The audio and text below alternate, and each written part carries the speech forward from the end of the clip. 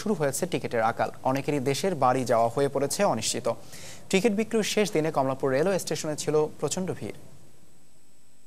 সারা রাত জাগনা ছিলাম, ঘুমাইতে পারি নাই, অনেক কষ্ট হয়েছে। তবু এখন কষ্টটা একটু মোচন হয়েছে, যেহেতু টিকিট পাইছি। যারাই টিকিট পেয়েছেন এমন অভিজ্ঞতা তাদের অনেকেরই। ঘন্টার পর ঘন্টা লাইনে দাঁড়িয়ে থেকে টিকিট পেয়েছেন এই মানুষগুলো। কালকে 8টার সময় আছি রাত্রে, ভাই এত কষ্ট করছি আর বলার তো কিছু নাই। এখন খুব আনন্দ লাগতেছে। সকালে লাইনে না দাঁড়াইতে পারতাম, তার তো টিকিট পাওয়ার সম্ভাবনা ছিল না। তো আমরা চেষ্টা করব আপনার যেভাবে হোক লোকজনকে ভালোভাবে বাড়ি পৌঁছে দেওয়া। ওভারলোড গাড়ি টাইম টেবিল মেনটেন করতে পারে না। আর এছাড়া ট্রেনের যাত্রী উঠানামার জন্য যেখানে বরাদ্দ 2 মিনিট, সেখানে 10 মিনিটও কিন্তু কভার করতে পারে না। এই কারণে অনেক সময় লেট হয়। আর ঈদের টাইমে এরকম হয়, অস্বাভাবিক।